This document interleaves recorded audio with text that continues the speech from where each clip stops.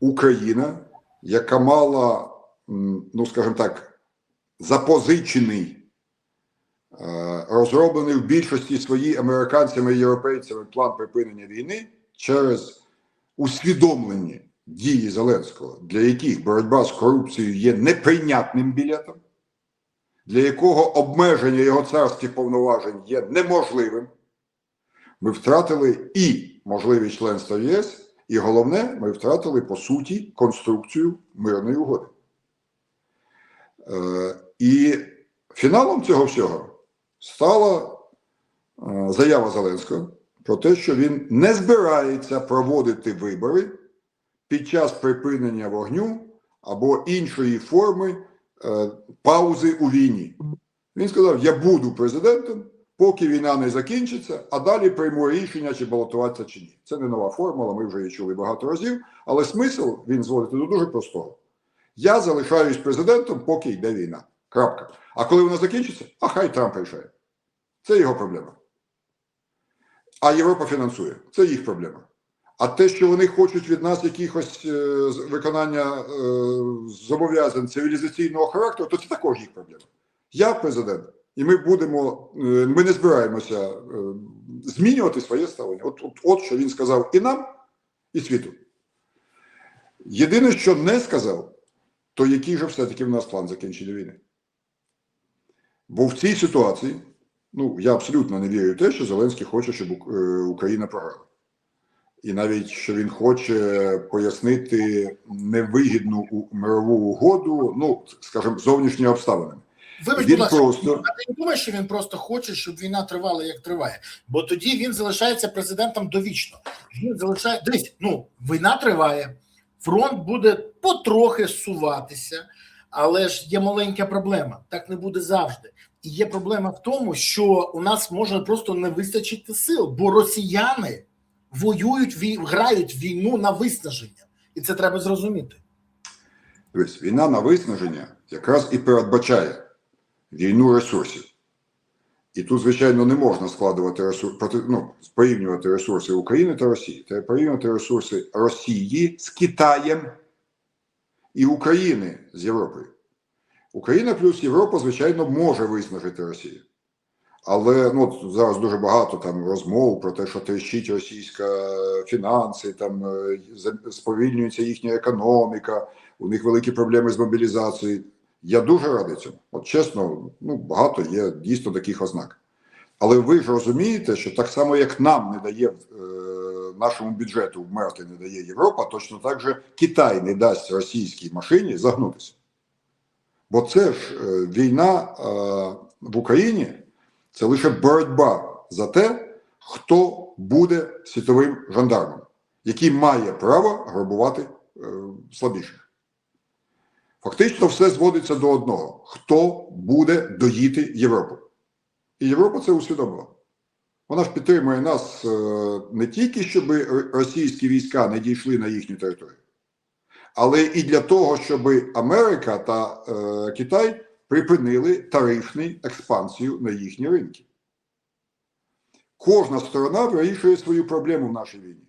І тому кожна сторона підтримує продовження цієї війни, і війна на виснаження перейшла від масштабу України та Росії до набагато, фактично до світового масштабу. І тому тут потрібно дати відповідь. Який в тебе є план в такій ситуації? Бо бути країною ЧВК для чиїхось інтересів, це точно не український інтерес. І тому має бути глобальна відповідь на це питання. Чи є вона? Вона є. Але чи знає її Зеленський? Не знаю. Але я точно бачу, що він її не проводить життя. Насправді зараз сказано дуже просто. Хай в це йде, як іде. Нас це влаштовує. Нас в даному випадку це команда президента. А скажи, будь ласка, вибачте, переб'ю, а скільки у нас є, скажімо так, потенційних ресурсів для того, щоб все йшло, як йшло? От так, саме так. Я серйозно кажу. Гаразд, на 2 роки у нас потенційно є гроші. Потенційно, які ми ще не отримали. І в квітні, навіть якщо, наприклад, Орбан програє, ми їх теж не отримаємо. Чому? Тому що поки буде сформований уряд, поки призначать, поки погодження, офіційні сім'ї, це проблема. а у нас гроші закінчуються на 1 квітня, і це не жарт. Далі. В Європі змінюються уряди, і, на жаль, ми спостерігаємо, як популісти і, ну, скажімо, проросійські налаштовані політики починають перемагати. Це загроза, це пряма загроза. Добре, що в Румунії змогли цього уникнути, але, наприклад, у Франції може все змінитися на найближчих президентських виборах. То в мене запитання, не дай Боже, при відсутності цієї допомоги, а також при тому, що все залишається як є. Скільки ми зможемо воювати в такому форматі, як ти оцінюєш? А не можна війну оцінювати з точки зору того, що відбувається зараз, і прикладати лінійку на 2 роки.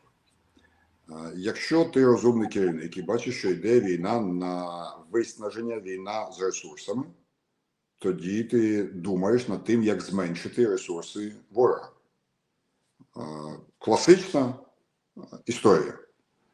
Карфаген на чолі з Ганнібалом нападає на Рим.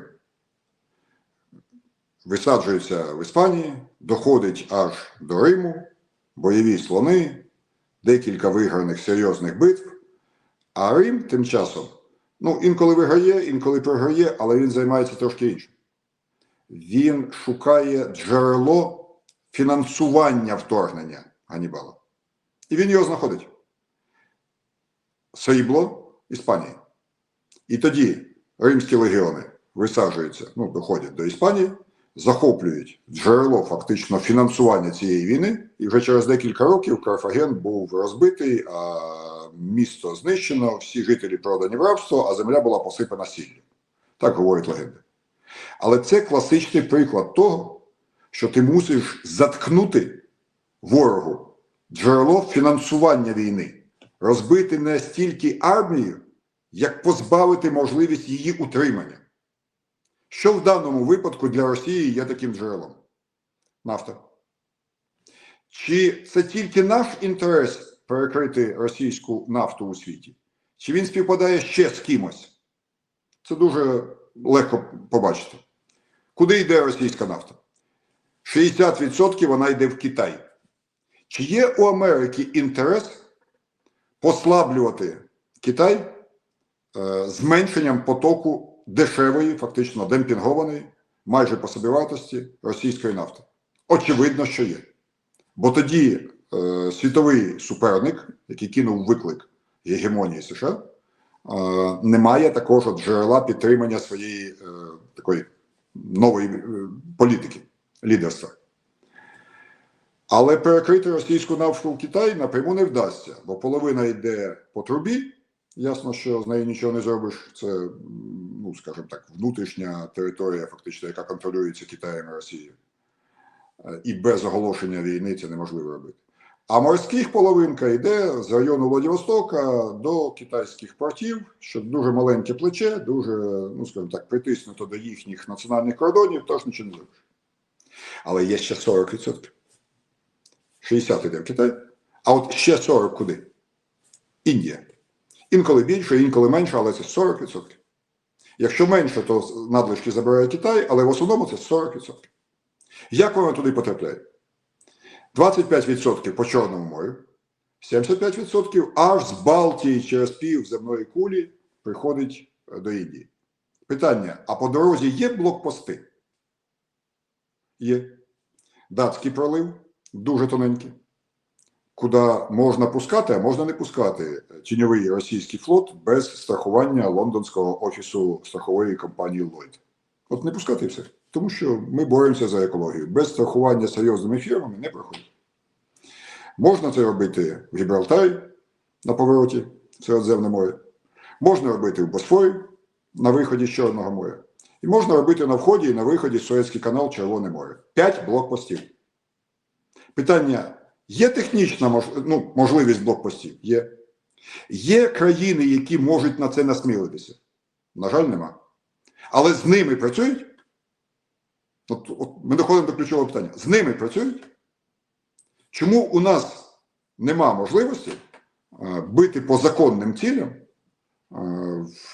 на цих блокпостах? Хто сказав, що ЗСУ має битися тільки в обороні на Донбасі? Може, це стратегія? Бо стратегія просто чекати, поки Трамп про щось домовиться, це означає, що ми отримаємо мир, де ми будемо в меню. Ми будемо не за столом. Нас просто поділять. Це буде дуже важкий мир. Якщо ж ми діємо активно, наступально, то ми можемо змусити і наших друзів, і наших ворогів рахуватися з Україною як з активним учасником процесу. Ми тоді будемо не в обороні з перекинутим до Трампа і Євросоюзу міжнародними переговорами, а, ну, скажімо так, нестандартним, активним, я би сказав, ламаючим усі системи гравця. Борислав, я зараз боюся, що мені скажуть, що в мене диванні фантазії. Можливо, є краще. Але я точно знаю, що робити вигляд, що війна на виснаження розсмокчиться якось сама по собі, а за нас порішають дяді, це фактично визнання, що дяді вирішать свій інтерес, а українцям просто покладуть папери і скажуть під піздець, як це було з Сумським мером. От моя відповідь.